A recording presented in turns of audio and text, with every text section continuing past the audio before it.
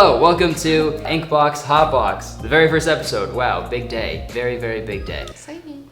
So this is a series where I bring a cool artist into the studio. We partake in some legal cannabis, and then we talk about art, tattoos, and everything in between. So today, with us we have Claudia. My name is Claudia Tavares, and I do a lot of things. Like, I don't even know how to introduce myself. So yeah, I guess we're gonna get into these things. I haven't smoked weed in like a very long time, probably like I've never done it because it was illegal before. So who knows what this is gonna be like. Oh, you have to bite that off. You know what? I'll leave it. It's fine. It's okay. I also had a cough for like 2 weeks, so you know, this Probably won't help. This is gonna be great. Okay. Good start. So I guess we can start off with I guess like when you started like painting and like creating art. Like it's kind of just been a part of my life. Like since I was little, always just playing with crayons or whatever, and then kind of discovered acrylic paint in high school. Yeah. But I never took visual arts aside from high school, so it was kind of just self-taught from there. Is there like, cause I feel like once you get to high school, you kind of like, I know art is subjective, so you can't be like good or not, but like you can like notice that you have like some sort of skill. I kind of hated art in high school because it was like a lot of art history, which you kind of need that background or whatever, right. But they didn't give us the freedom I would have liked to have until I got to grade 12, where I went to like a public school and it was a little more chill opposed to like Catholic. They put you in a box in Catholic school, whereas in like public it's like kind of like do what you want. Yeah, for sure. Segue, you say you have a lot of things going on. Yeah, lots. That's crazy. I don't even know how to, like my resume is kind of wild. I'm just in the middle of planning my second, well actually technically I would say third art exhibit, but second from the brand I've built recently called Expozed. When did you start that? Like a year ago. My very close friend Pretty, she approached me and was like, hey, like you kind of know what you're doing, like let's do this together.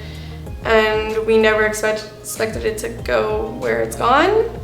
And the first show was in August and it was like really successful, and people just kind of want more now, so we're going to branch out and curate other people's shows. Wow. Yeah, lots going on, guys. Crazy.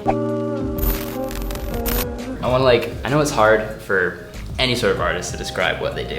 Or like critique their own work. Yeah, exactly. But like, is there any sort of common theme or messaging that you try to convey through it?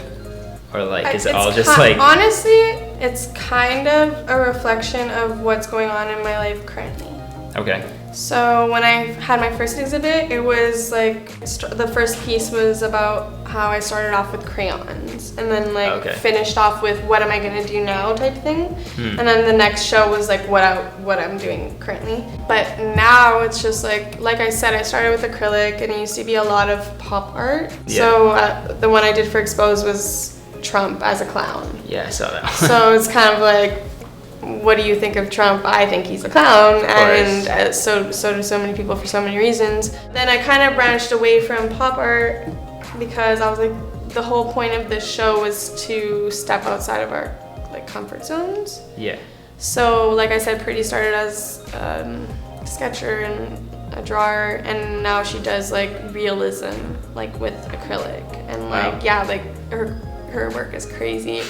It was her first show, right? And I kind of wanted to make it perfect more for her than me because I already did it. And for her, it was kind of like, she's like my little baby. Like, you know, like she's my little baby. So we created this together, not to get all teary-eyed, guys, but like it was a lot. It was very cute.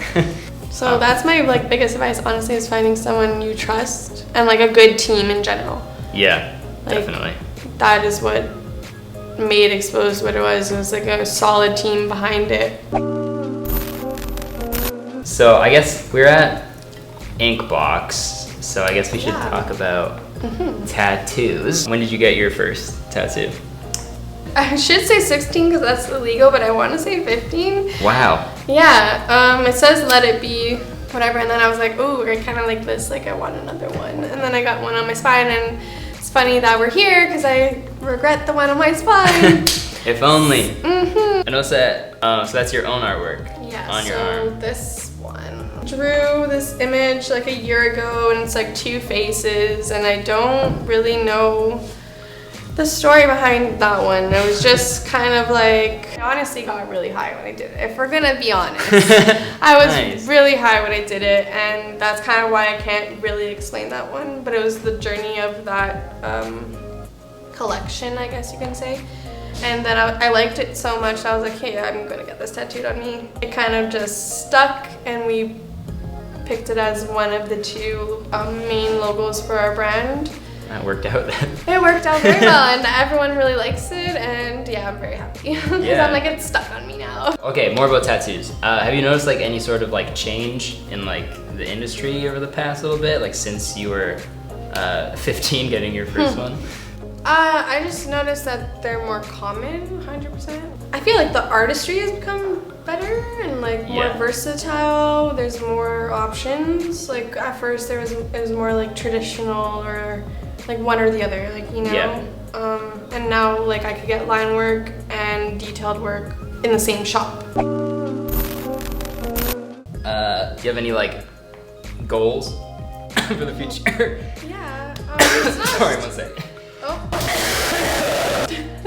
It's not the weed, I'm sick. Like I said, I want to take Expozed to a level where it might not just be in Toronto. Like it might go global and kind of like eventually take it elsewhere and see where else I can go and who else I can help.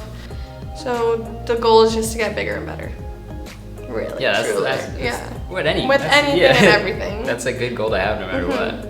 Bigger, unless it's like, you know, like murdering, then maybe you shouldn't be doing that. No, guys. I just want to get bigger and better. So if you're gonna get anything from this video, is don't murder, right? That's what we're going for. I'm crying. It's getting off track. It's becoming like an anti-murder PSA, like people don't know already. Before we wrap it up, if you want to plug anything, you got some coming up. You got like. Yeah, we're having our next event December 15th, and no one knows that yet, so you're the first to hear it. Yeah. Exclusive. Exclusive right here. And it's a photography edition, like I mentioned. There's gonna be like 6 to 10 local photographers involved, including myself. I'll be showing some stuff from the past and some new art that I haven't even released yet, which is kind of cool. Okay, sweet. I mean, I think we covered a lot of bases. Thank you. I'm really high, so. Yeah. Thank you for coming in and talking. Please follow Claudia. Her information will be on the screen and also in the description. Follow her, you know, buy her art, go to her events. Even if you don't live in Toronto, I want you to take a plane to Toronto so you can go to the next. I also ship work, so yeah, if you're not like committed to come all the way but you like my stuff, I will gladly ship to you. Yeah. All right, so that was the first episode of Inkbox, Hotbox. If you liked it, well, press the dang like button and leave a comment and let us know what you thought. And then I guess we'll see you next time. I've been Curtis from Inkbox. You've been Claudia. From all over the place. All over the place. All right, peace out.